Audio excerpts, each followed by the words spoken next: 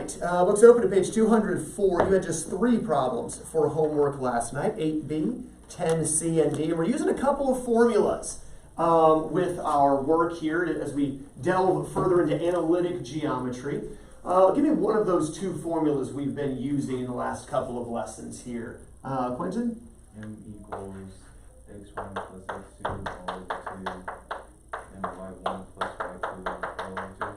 Good. In parentheses, separated by a comma, because this is the point, or this is the formula class to find the midpoint. Since the midpoint is a point, of course, we want to have the coordinates, right? The comma separating the x and y value with the parentheses around it. What's the other formula that we have? D equals the square root of the changing x squared plus the changing y squared. There we go. And this is our formula class. We call it the distance formula, but practically speaking, it's used to find length of a line segment. We used those 2 formulas in our homework last night, page 204. Number 8B, remind us what we were doing in number 8 as you read it for us, Jamie. Show that the line joining the midpoints of any 2 sides of triangle UVW is equal to 1/2 the third side. There we go. What do we call the line that joins the midpoints of 2 sides of a triangle? No name. Call it the no-name line. At least that's the name we gave it because we felt like it should have a name. And so we had our triangle, and hopefully on your paper you drew a nice big triangle and called it UVW. And we had U is the point -10, -3. V is the point 14, 7. And W is the point 6, 5. It wanted us to have lines joining the midpoints. So the first thing we probably should have done here, Quentin, was find the midpoints. So we'll find this midpoint of UV. And what did you find that midpoint to be, Quentin? 2, 5. I got the 2. I didn't get the 5. Jamie? 2, 2. 2, 2. On the first one, you correctly added to get 4 divided by 2 is 2. Here you actually found the change is 10 and half of that is 5. So adding them is 4 divided by 2 is 2. So we should have a 2, 2 for that midpoint. For the midpoint of VW, what did you get for that midpoint? Back to Quentin for redemption. 10, 6 is correct there. Excellent. And then for the midpoint of UW, what did you get for that, Jamie? -2, 2. I got the -2, but I didn't get a 2. 4. I didn't get 4. I got 1. Unless I copied this wrong. 6, 5, and -10, -3.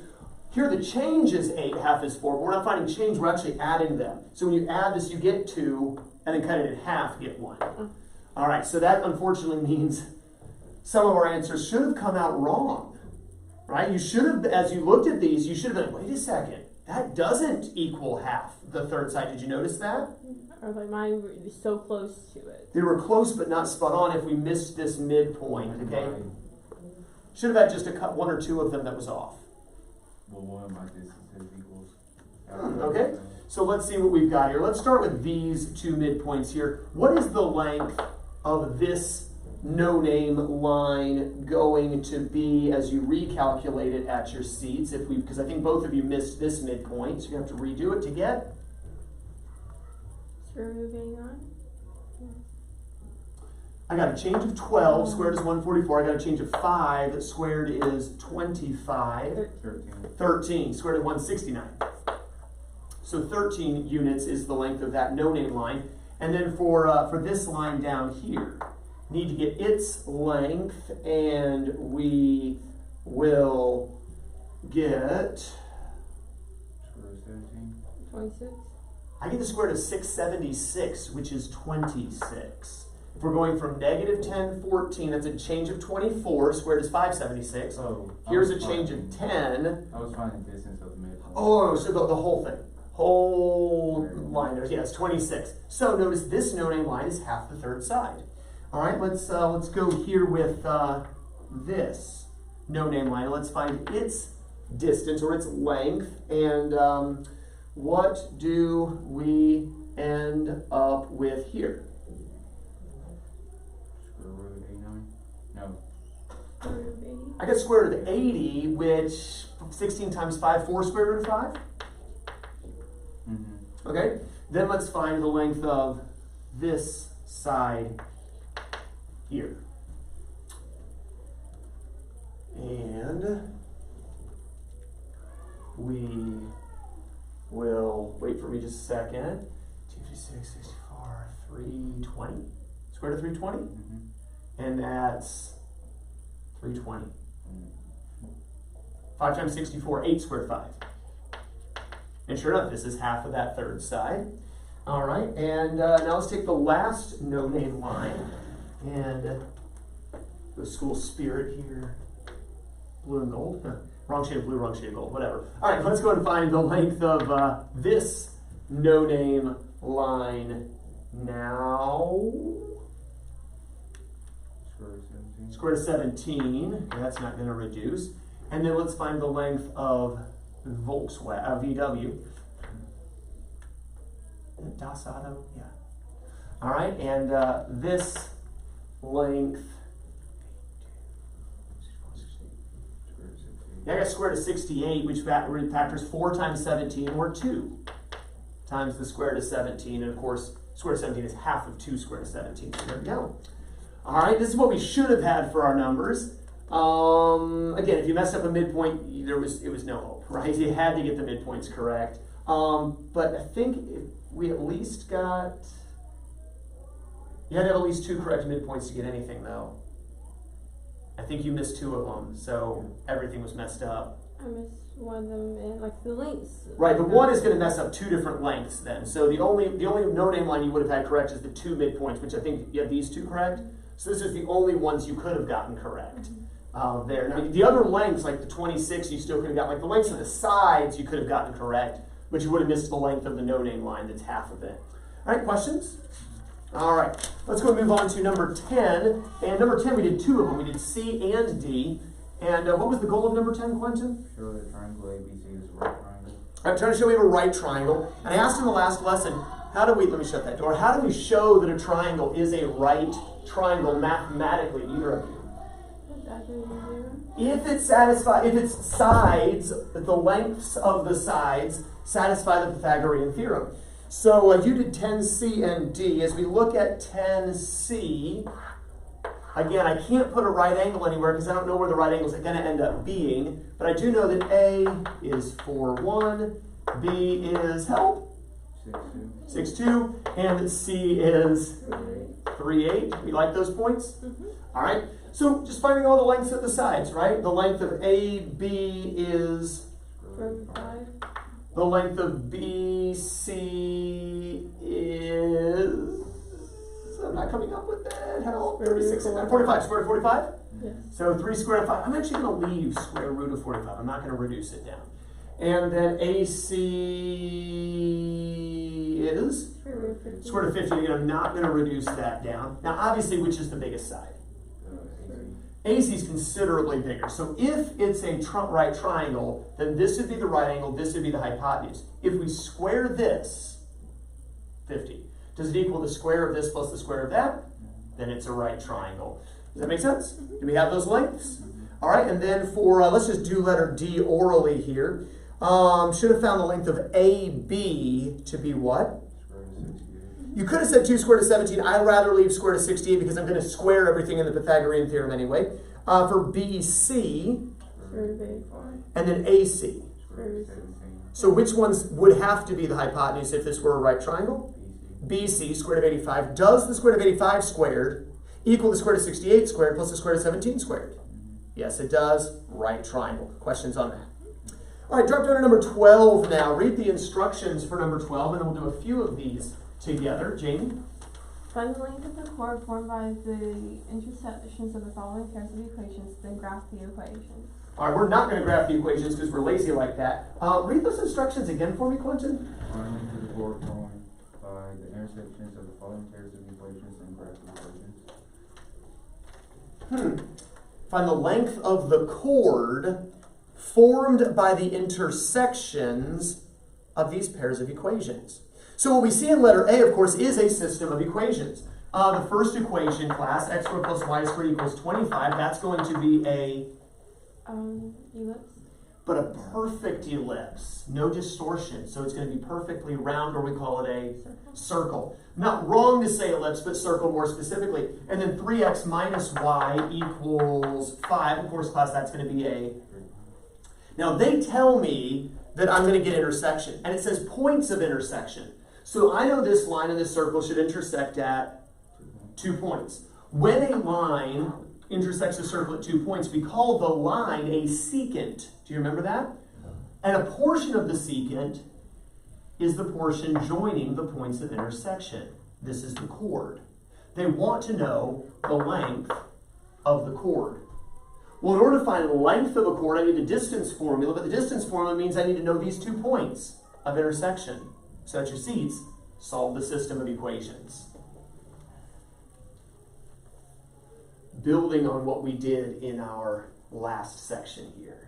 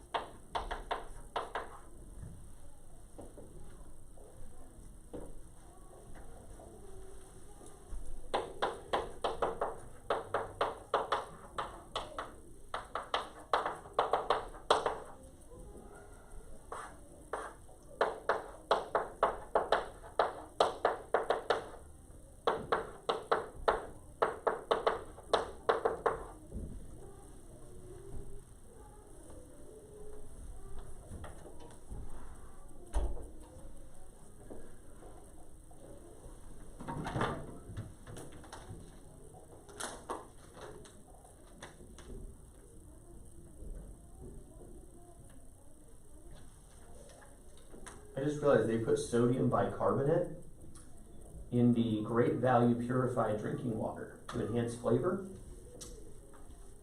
Sodium bicarbonate can also be used to calm your stomach. Or is it calcium bicarbonate? I don't remember. I think it's sodium bicarbonate. So I wonder if this is settling for the stomach then. Just don't advertise it that way. Tummy water.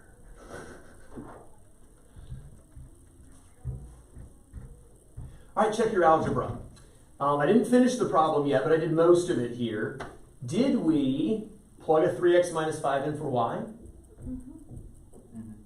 Did we end up getting to the point where we had a 10x times an x negative 3 all equal to 0? I see what I did. I forgot to square my 3. Okay, all right. So then we should end up with 2 values for x when we set each of these equal to 0. What are my 2 x values I should get, Quentin? 0 and negative or 3. 0 and 3. So there's 2 points, right? One of them has abscissa 0, the other has abscissa 3. We're going to plug the 0 and 3, Jamie, back into the easier equation. Which is the rearranged one, actually. If we plug in a 0, class, we get? Negative 5. And if we plug in the 3, I get? 4. 4. So there's my 2 points of intersection. So how long is the chord? Use the distance formula and call it when you've got it.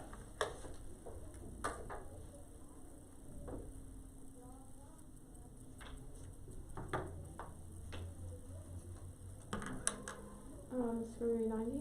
Square root of 90, which reduces to 9 times 10. 3 times square root of 10. 3 times the square root of 10. There we go. Questions on letter A. You see what we did there. Solve the system like we did in the last chapter. Get your points of intersection, but now finding the distance there. Letter B. Let's take a look at that one here. Actually, let's jump to letter E next. Let's do letter E next. I can't read my own notes. We got a 4x squared plus 5y squared equals 144. And we have a y equals x negative 6. Gotta be careful with your algebra here. What's the first shape? Ellipse. And the second shape?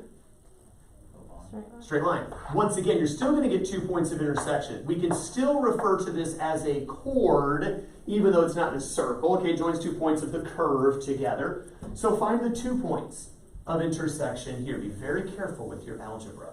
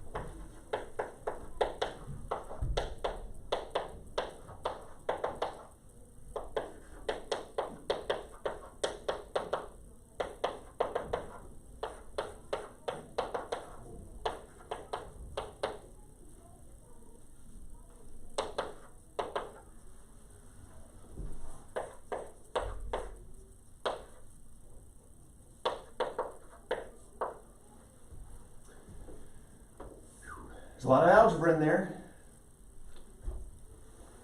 How do we do? Good to go? I was getting stuck on the backwards foil. I see where I should have done that. All right. Did you get the 3 out? No, that's one. You were still trying to work with a 9, a 36, and a 16. It was just messing you up. Mm-hmm. Okay? Yeah, by all means, get it as simplified as you can, because then you can be like, well, I can't put a 3 or a 6 with another 3. But if there is a common factor, then you can have common factors within the binomial. All right, let's go back here then. If we plug in a 6, what's my y? 0. Oh boy, if I plug in a 2/3, what do you get? -5 1/3. -5 1/3. Or we could say -16/3. Now these points look nicer if you're leaving it as an answer.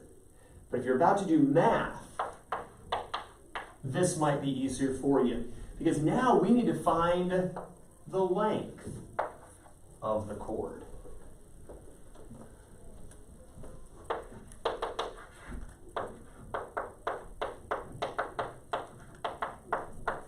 Remember my recommendation?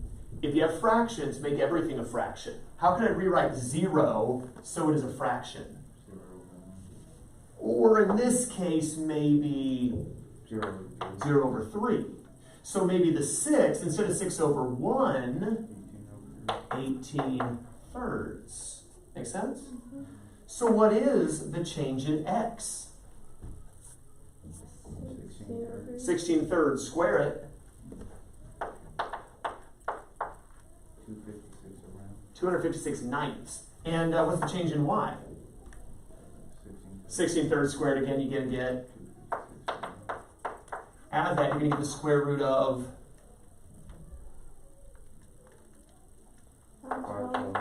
512 ninths, which of course I can take the square root of 9. 3, that's nice and easy. And in fact, I could rewrite the 512 as 256 times 2, so I could get 16 times the square root of 2. And that's the distance or the length of the chord. Yeah, not as nice as the last time, was it? All right, questions on letter E, though. All right, go back up to letter B. We got a y squared equals x, and we got an x squared equals 8y.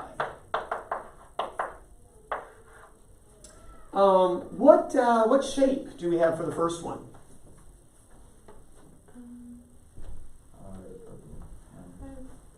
One squared, what is it? Parabola. Parabola. What about the next one? Also a parabola, but notice the first one, the y is squared, which means it's going to be symmetric to the x-axis. Look at the second one, the x is squared, that means it's going to be symmetric to the y-axis. So we have a sideways parabola first, and then we have a vertical parabola next. Okay, at some point, some way, there's going to be 2 points of intersection. The question is, what's the length of that line? Does that make sense? But to solve this, thoughts? Plug in y squared for x. Yeah, this is the easier equation to substitute, so y squared is going to go in here for x, which makes this a y squared squared equals 8y, or Y is equal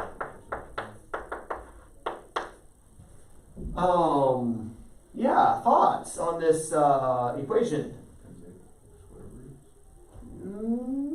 High power equations, we generally want to set them equal to 0. So let's start there. Set it equal to 0 to get. Y to the 4th minus 8y. And once you set it equal to 0, Factor. factor. Pull out a y to leave ourselves with, Y cubed minus 8. and then set each factor equal to 0 to get y equals 0 and y cubed equals 8. Now, we know when we take the cube root of both sides, there are how many cube roots? 3. But we also know 2 of them are complex. You can't plot complex points. So we're only going to worry about the principal, real, rational root that is 2. So there's our 2 ordinates this time, 0 and 2. Let's go back to, I guess the top equation, get the x. If y is 0, if y is 2, 4. and there's my 2 points of intersection. And at your seats, find the length of that line. Call it when you got it. Square root of 20, so 2 times square root of 5. yeah, 2 times square root of 5 units. Questions on letter B? All right, well, let's go and move on to another topic here, and another formula, and that is the slope of a line. The slope of a line. Should remember that term, right? Going back to your Algebra 1, Algebra 2 days, we actually talked about slope when we were doing some of the ACT prep earlier in the school year. And slope of a line refers to the slant of a line. We need to define it, though, as rise over run. And again, we should remember this. Sound very familiar, I trust? All right, so remember slope is represented by the rather seemingly obscure letter M, lowercase m, capital M is midpoint, lowercase m for slope. I didn't know why when I taught you Algebra 1 and Algebra 2 what the M stood for. Why M? I still don't know. My theory is still just Latin because I still haven't Googled it because I don't really care. But anyway, the rise, remember, is going to be a change in Y. The run is going to be a change in X. Rise vertical or Y and run horizontal or X. So we had this formula in Algebra 1 and Algebra 2, y2 minus y1 over x2 minus x1. And this is the formula that we need to memorize here. Make yourself a note that the order matters. The order in which you plug in your y2 and your y1 and your x2 and your x1 matters. It hasn't mattered up to this point. Distance formula, change in x, it don't matter which way you find, you're just finding a change. Because you're squaring it, the order of the change doesn't matter. When you're squaring, but here we're not squaring, right? With midpoint, you're just adding. Addition's commuted, it doesn't matter the order. This is subtraction, the order is going to matter. So write these 2 points down if you would, 6, 3, and 4, negative 7. And a refresher from your algebra days, when you find the slope, you're going to remember to put the y values on the top. Say the formula with me here. We're going to leave off to change this part here. M equals y2 minus y1 over x2 minus x1. Again, M equals y2 minus y1 over x2 minus x1. Biggest mistake I see is students putting x's on top.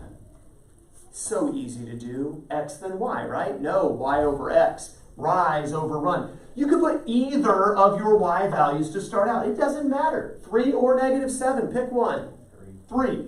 And then you're going to subtract the other y value. In this case, negative 7. But here's the deal. This is why I say order matters. If you use this y value as your y2, then this x value must be your x2. So if I start with the 3, I better start with the 6 minus the 4. And so here, 3 minus negative 7, well, minus a negative just becomes a positive. And so 3 plus 7 over 6 minus 4, and the slope is 5. That means that this line, well, or 5 over 1 if you want to think of it that way, that this line, if you pick some random starting point, will rise 5 units and run just 1. So it's going to be a line that has a slant something like this, a pretty steep slant. Make sense? Not vertical, but pretty close. Write these points down. 1, 3, 1, negative 2. 1, 3, 1, negative 2. Again, when I find slope, I'm using the formula class. y2 minus y1 over x2 minus x1. Way to come in at the end, there's a little echo there. y2 minus y1 over x2 minus x1. We pick our y value to start out with. 3 minus over, and it's this one minus 1. In the numerator we get 5, and in the denominator we get, what, are we allowed to have a denominator of 0? No. Remember with tangent, cotangent, secant, cosecant, anytime they would have had a denominator 0, we refer to those trig ratios as being undefined. We'll do the same thing here with our slope. This is undefined slope. What does it look like? Well, here you'd be rising 5 and running nothing. So an undefined slope line is going to be straight up and down, isn't it? All right, write these 2 points down if you would, please. Negative 2, 1, and negative 5, 0. Everybody everybody now. What's the slope formula? Equals y2 minus y1 over s2 minus x1. There we go. So in the top, what could I write, Jamie? 1 minus 0. And in the bottom, then I have to write. -2 minus -5. Of course, I'm going to change this to a positive 5, but initially, yes, minus -5. So I end up getting what for my slope class? 1/3. 1 over 3, 1/3. So this would be starting somewhere, go up 1, and then go forward 3 units. And we get a much shallower slope, right? That 5 over 1 slope, I don't want to drive my car up that, or down that for that matter. This is probably not quite as scary. All right, I'll write these points down now. 0, 7, and -4, 7. And again, so we put the y's in the top. Quentin, do you want to start with this 7 or that 7?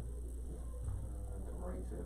That 7. All right, so we'll say 7 minus 7 all over -4. minus 0. 0. And of course, we're going to get what for our answer here, class? 0. 0 over -4. But 0 divided by anything just equals 0. So here we'd say the slope is 0. Well, here you're starting somewhere, you're rising nothing, and then going backward 4, which would give us a perfectly horizontal line. I'm not sure that I drew that so well, but a horizontal line, right? Okay, questions on this? All right, so in your notes now, let's talk about 4 different kinds of slope. We've kind of pointed out a few of them here, 4 kinds of slope.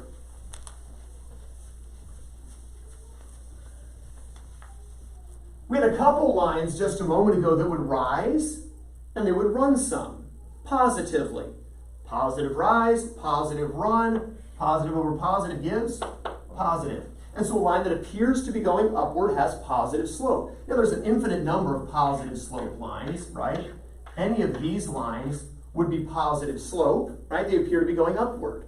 There's barely going upward, there's really going upward, but they're all going upward. However, none of the lines we did a moment ago had a positive rise and then ran backward. If they had, that'd be positive divided by negative, which would give me negative slope. So a line that appears to go downward from our perspective, really it rises and runs backward, but from our perspective, going down is negative. So going up, positive, going down, negative. And again, there's an infinite number of lines that could have, maybe that's vertical, that's not quite the same. Okay, all kinds of lines that could have negative slope, right? If a line is perfectly horizontal, there is no rise, 0 rise over whatever run. So that's going to be 0 slope. And this makes practical sense. You don't go out to the PE field like, man, the slope on this field's terrible. Except maybe in small parts, right, Quentin? But on the other field, the auxiliary field that we were using the other day, we couldn't use certain parts because it was too sloped to play soccer on, right? Now, it wasn't like this kind of slope, it was like this kind of slope. Barely sloped at all, but still sloped, right? Perfectly level, we wouldn't say there is any slope. And then the perfectly vertical line that rises but never runs would have a 0 denominator, where we would say this has undefined slope. Undefined slope. And you should remember these terms from Algebra 1 and Algebra 2 days. Any questions on this? Any questions on this? All right, now this you say, well, that's not really a geometry concept, though, the student asks you, like, when in geometry did we talk about slant? Like, never. But we did talk about angles. And if you got a slanty line and you got another line, you could make angles out of it. So let's now talk about angles. Next thing in your notes, angle of inclination.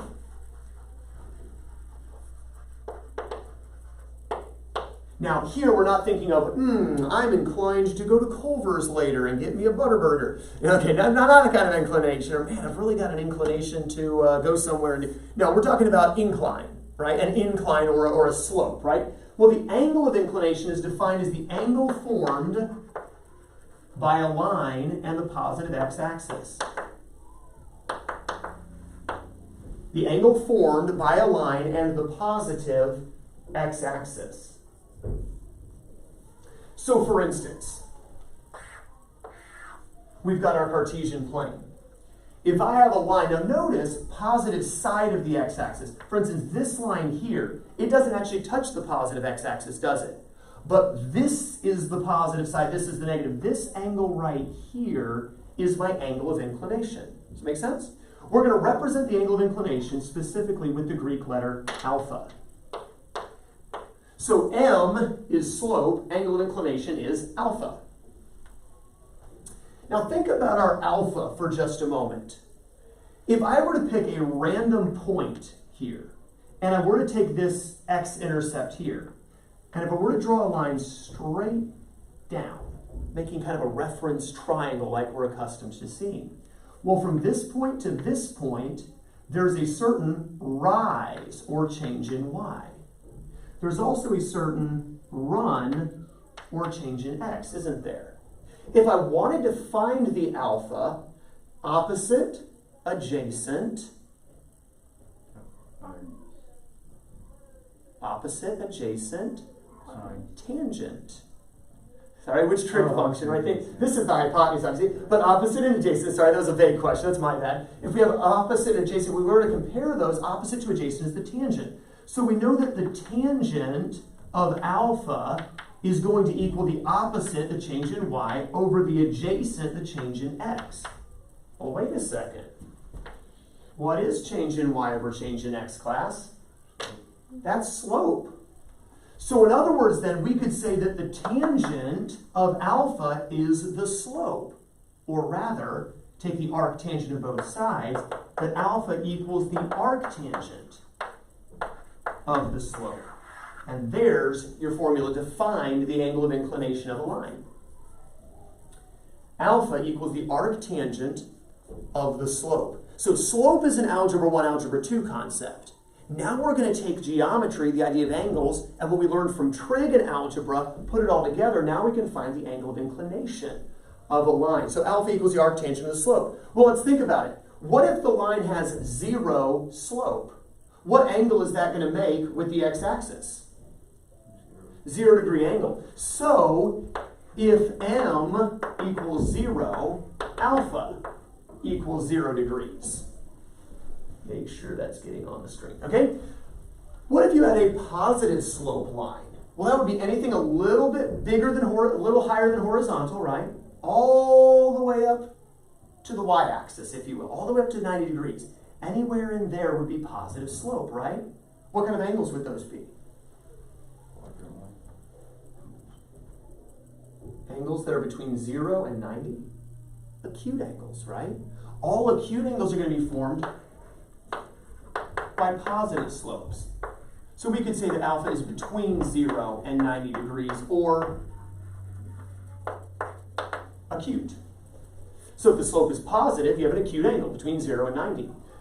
Now, if you wanted an actual 90-degree angle of inclination, that would have to be a perfectly vertical line, right? Well, what's the slope of a vertical line? Undefined. So if m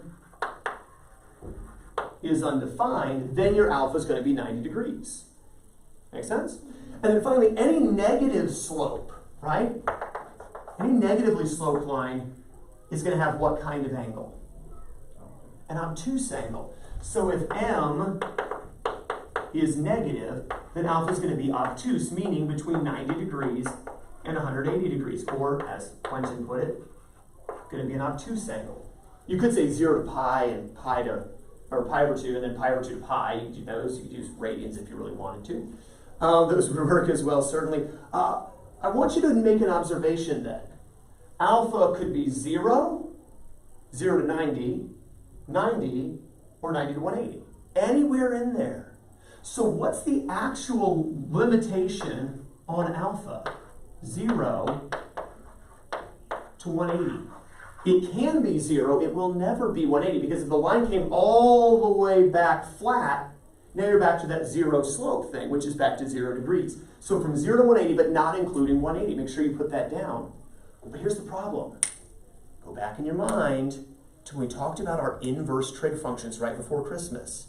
We said arc tangent is limited between negative 90 and 90. But that's how we're supposed to obtain our angle. the calculator isn't going to give you between 0 and 180. It's going to give you negative 90 to 90. So if you get a negative angle, add 180 degrees. If you get a negative angle for your alpha, simply add 180 degrees.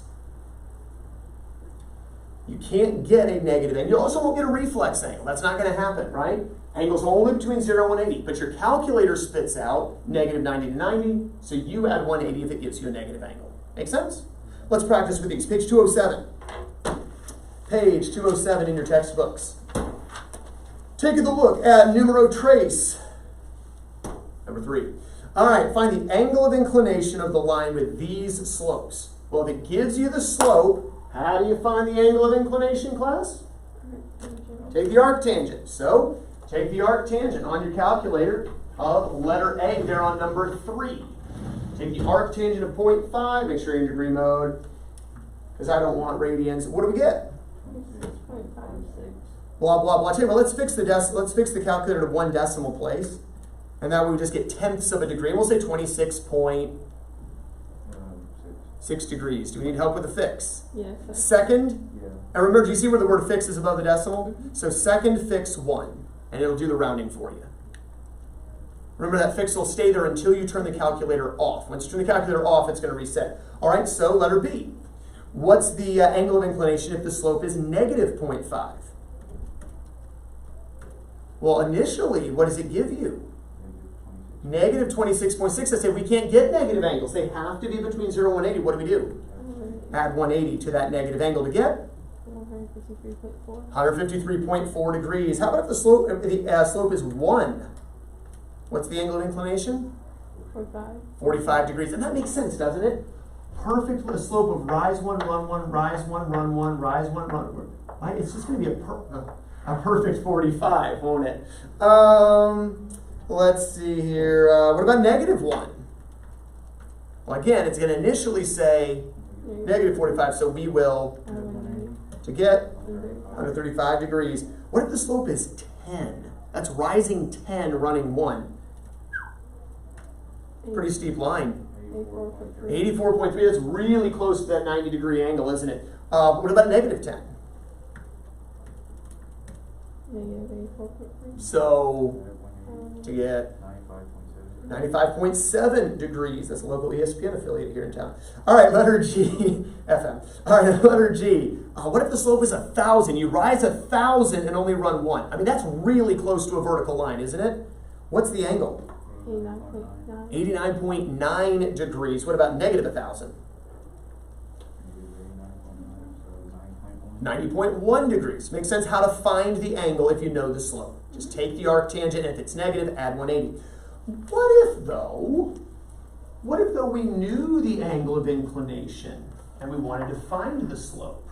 Well, then just take the tangent of the angle. Tell you what, fix your decimal to 2 places now. Fix your calculator to 2 decimal places. Letter A, let's suppose we have a 40 degree angle. What's the slope of the line? 0.84. What about a 75 degree angle? 3.73, meaning you rise 3.73, run 1. What about a 120 degree angle? Negative 1.73. Wait, negative? Well, yeah, of course, 120 degrees is up too, so you'd expect the slope to be negative, wouldn't you? What about a 150 degree angle? Negative 0.58. Negative 0.58. What about a 0 degree angle? 0, we already knew that, right? 0 degrees, 0 slope, 0 slope, 0 degrees. What about 89.9 degrees? 572.96. Now, that means that when we said the slope was 1,000 and it rounded to 89.9, it's a little bit more than 89.9, because actually if you have an 89.9 degree angle exactly, your slope is 572.96. Rise about 573 units, run 1. That's going to give you an 89.9 degree angle. So 90.1 degrees, no surprise here, would give you Negative 572.96. What about a 90 degree angle? Perfect 90. What's the angle, or what's the slope rather? Error. It says error, it means undefined, right? Questions on that? All right, so what I want you to do now on number 1, A, B, and D, I want you to find the slope and the angle of inclination. Find the slope and the angle of inclination on those 3 problems. Number 1, A, B, and D. Find the slope first, y2 minus y1 over x2 minus x1, and then find the angle of inclination, arctangent of the slope that you found.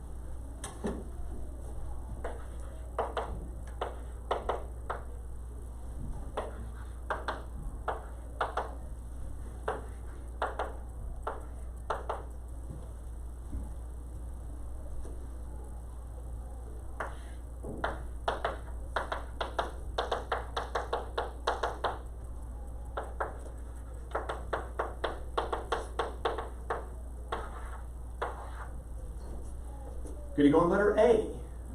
That was pretty straightforward. And by the way, just to point out, in case there's question, refresher from your algebra, let's suppose you decide to start with the 2. Would that mess you up? 2 minus 6 would also go with 1 minus 5, wouldn't it? Well, that'd be negative 4 over negative 4. That's still positive 1. All right, so as long as you're consistent, whatever y value you start with, pick one class. Negative 2, all right? Then you better make sure you start with the 7 below it, right? Negative 2 minus the negative 5, and you better do 7 minus the 2. Does that make sense? Or, I think, Jamie, you said the other way, right? Negative 5 minus negative 2, then 2 minus 7. Of course, we'll add the inverse either way in the top, end up getting here 3 over 5. Or Jamie would have had negative 3 over negative 5. Still comes out to 3/5. There's the slope. How do I find the angle of inclination? Arctangent of 3/5, and we get? 30.1.0 if we went to a single digit, which is usually what I do on my angles. It's just 1 decimal. But 31.0, 30.96 degrees. All right, coming over here. Jamie, we'll defer to you this time. How do you want to set up the slope? 5 minus 33. Over? Negative 7, negative 7. So we end up getting? Negative 20 over negative 14. Which comes out to? 2. 2. All right, and then for the angle of inclination class, we take the? Arctangent, and we get? And there we go. Any questions at all on slope or angle of inclination? All right, 2 parts to the homework tonight. I want you to do page 204, number 12C. And then we're going to honor the greatest basketball player in the history of the game. Let's take the point M is 4, 7, and the point J is negative 2, negative 1. Notice it's not LJ, it's MJ. It's also not KB or KD. Anyway, all right, so let's find the length of MJ, the midpoint of MJ, the slope of MJ, and the angle of inclination of MJ. And there's your homework for this evening. We'll take a look at that in our next lesson. Have a wonderful rest of your day, and once you got that copied down, you are dismissed.